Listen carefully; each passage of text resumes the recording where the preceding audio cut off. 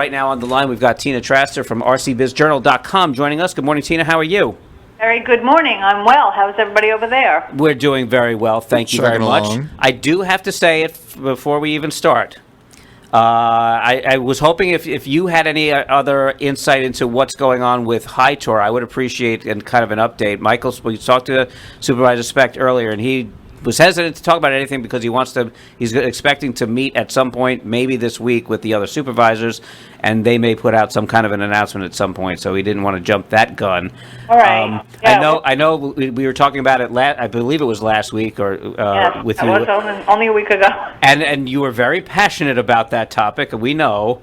So I just got to warn you to be careful with the language. Okay, boy, if you make one little mistake. I'm just saying, it's a big deal for us in the broadcast radio world. All right, so sorry. That's all right. It's all right. We're not banning you or anything like that. I'm just giving you a little bit of a warning. It's okay. Considering what goes on cable TV, that seemed mild, but okay. Well, they're not regulated by the FCC like we are, and that's distressing, but it is what it is, so. Okay, no, fair enough. But my point is that you're very passionate about Hi-Tor, and like lots of other Rocklanders are.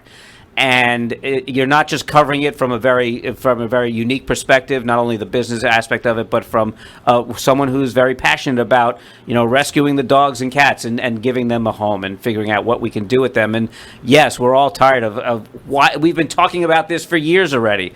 And I know I've compared this, and some others have said, well, it's not the same comparison. I still feel like it's similar to the arguments that we had over the Seine building, and which still nothing has been done about. Nothing. Except in this case, we're talking about live animals. Yes. Correct, right, and that's the other point. So slightly more important. Well, in the Seine building, we were talking about live people. We were talking about people working in a building that was unsafe, so we had to close it, but now we aren't replacing it with anything, and it could be replaced with maybe senior housing or something else that could be helping people. Or animals, maybe there's some way to, put up an animal facility there. I mean, I don't know, but my point is that my point is that the delay and the time it takes for years and years and years just to get something that should be so simple, you would think, done. Red tape. Well, this is my view on this as we sit here today. My view is that power finds a vacuum, right? Power fills a void. When there is a lack of leadership, when there's a lack of true momentum, for whatever reason, the people who somehow find that this becomes the most important thing, they fill that void, they fill that vacuum, and where it looks like the power is going to be coming from in our county is George Homan and Howard Phillips, in concert with the other supervisors, leading the way to in some way determine the future of how animals, our stray, abandoned, and homeless animals are dealt with in this county. And the reason that I say this, and I do have not just a passion, but I do have a lot of reporting hours in this story and a lot of insight into what is going on here. At the county level, it's just pure, I don't even know what to call it. Let's call it gridlock, or let's just say the cues on this are being taken from the supervisors and not anybody at the county level itself. That's unfortunate. Hi-Tor, there's a lot of blame to go around here. Hi-Tor has a small board. They have the responsibility of the animals. It is more than they can bite off every single day. It's a survival operation. It has always been. It has never had the kind of professionalism that it really requires at this point in 2022. An organization like that does need to be professionalized. However, I will say the one thing that that I will hold up, hands in prayer to them, is that they have turned that shelter into an absolutely no-kill shelter, and they have done everything in their power to save animals, which is no small feat, especially given the the disadvantages that they work with. Rockland Green saw that power vacuum and had planned to land in it. It has met with some, sort of public relations problems.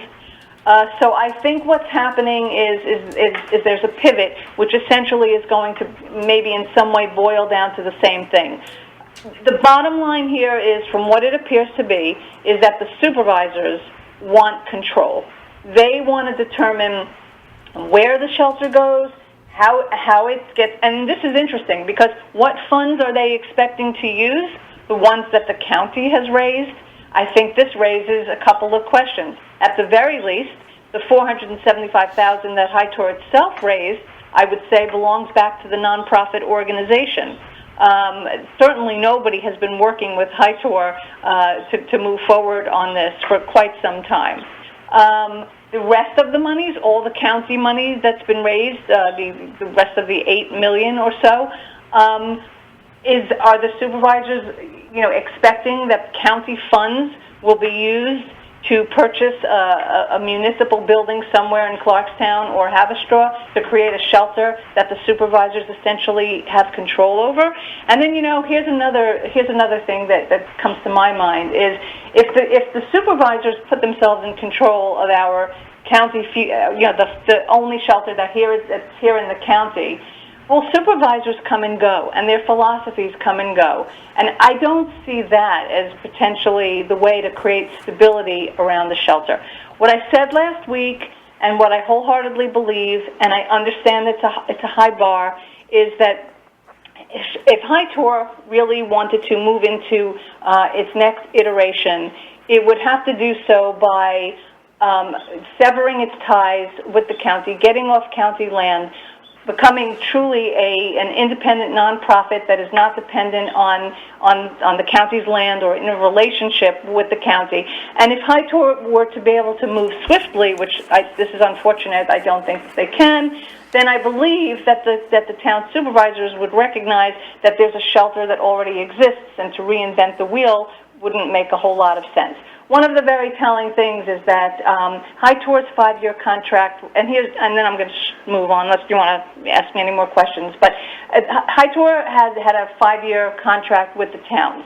And I think I spoke about this last week. The amount of money that they pay it's like a candy bar. It's like what it would cost us to buy each of us a candy bar over the course of a year. It's nothing. It's fractions on a dollar for each of us as taxpayers go.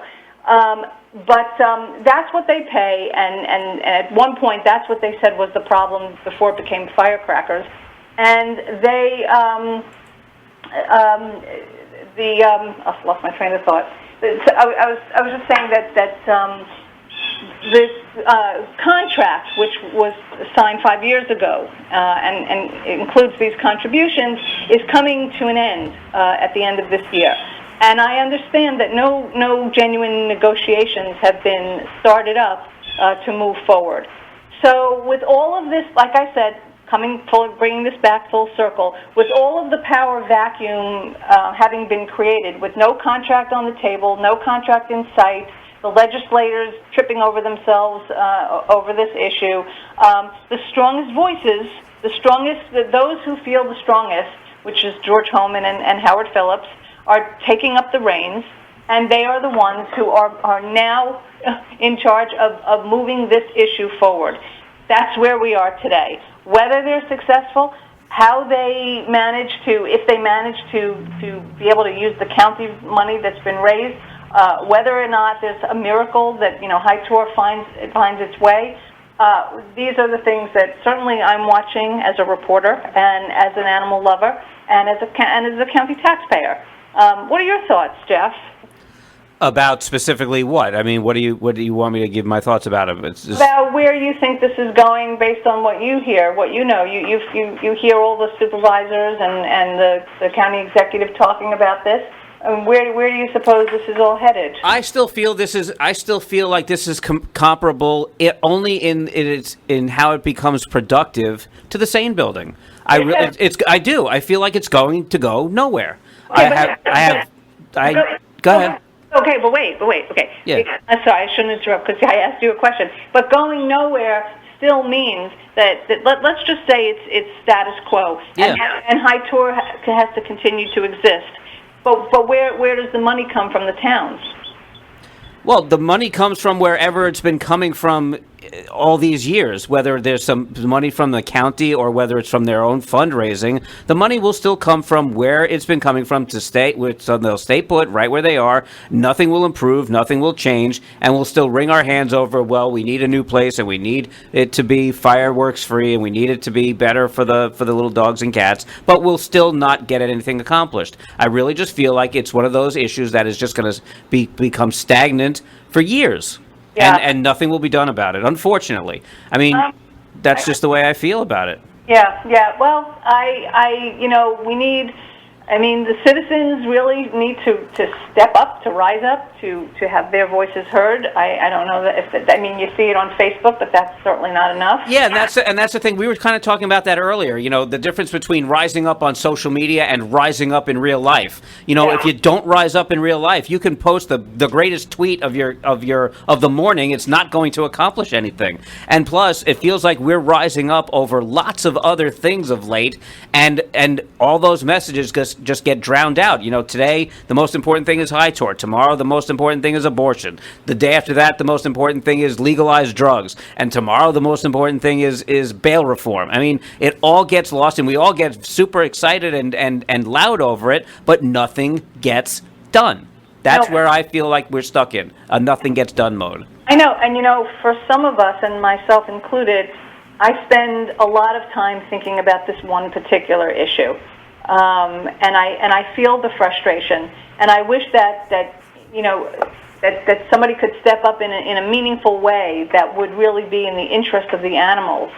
There is somebody out there who talks about trying to get a private shelter built, and I won't go into that right now because we may report on that a little bit later on.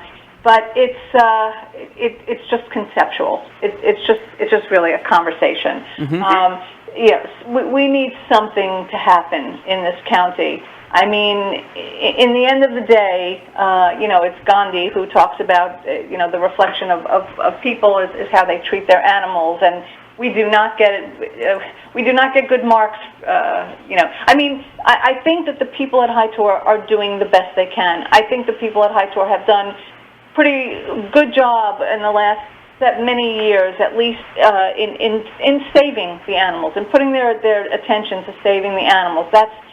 And given the conditions that they've done it in, I mean, somebody, you need to recognize that they work in the worst of conditions of just about probably anybody in this entire county. So the whole idea of having to fix this, nobody would disagree with that. But how it gets fixed, I still say that when there's a power vacuum, somebody will step in, and it seems obvious the direction that this is going in for now. But many questions, many problems ahead, and until we see some energy coming from the public to articulate what they want or what they don't want, I think we're going to remain in this kind of just stasis. So we shall see. We certainly are covering every bit of it. And certainly, like other things, it's a waiting game, and we'll see how it turns out. What else is? I had planned to spend my 15 minutes, but yeah, I'm sure you had some other. What are some of the other headlines on rcvizjournal.com these days?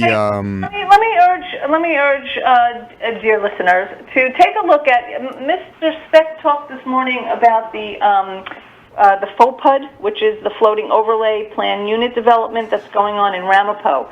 And what's happening in the towns and what's really important is creative thinking about planning, which is, funny enough, which is like, really the same thing as talking about Hi-Tor. In Stony Point, what's been proposed and what I think is a terrific idea it's a floating zone proposal that's aimed at stimulating industrial uses that take advantage of rail and river transport in that sandwich along that coast line in Stony Point. So that flank between CSX Rail and the Hudson River has several fallow industrial sites, and we know what, for example, Lovett and the Tilcon plant and Gypsum and the K Street site. And the idea with this that's being proposed, and there's going to be a hearing on it in early August, is to zone these sites in a way to continue for them to be industrial use, but to give a potential developer or even the current owner the flexibility to reuse these brownfields in a way that can bring them back to life, put them back on the tax rolls, possibly add more jobs to the town, and to take these sites that essentially fallow and out of use and put them back, breathe new life into them essentially. It's a good idea. It's an ambitious idea. It kind of gathers together, 4 different sites with 4 different sets of problems and sort of brings them under the same umbrella. I think this is a creative idea, especially as we speak about the Lovett coal-fired plant. These sites are essentially too contaminated to really be housing or recreation, which in fact is what they were originally, what they were zoned for, even though these sites were grandfathered beforehand.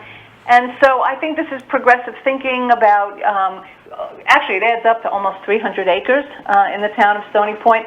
So I think, like I said, I think it is, I think it's good planning, and it's a good use of time for the town to adopt something like this, and for other towns to think out of the box, to think more creatively, about what to do about fallow lands, or where to site things, and what's the right place for warehouses, what's the right place for things that generate traffic, and so on and so forth. And mostly, what's really interesting about this, and I know this all sounds very wonky, but it really isn't. And I'll tell you what's really interesting about this is they're talking about, because these projects would be between the rails and the river, you're talking about going back to river and rail transport of goods.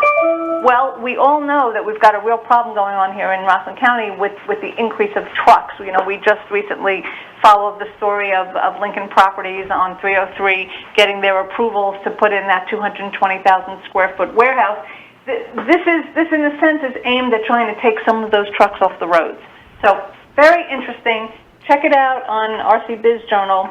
Sign up for our free daily newsletter, and we will obviously be reporting on anything that comes up with Hi-Tor as soon as we know it. Excellent, Tina. Thank you so much for joining us as always. It's rcbizjournal.com. We'll talk to you again next Monday. Okay, have a great week. You too.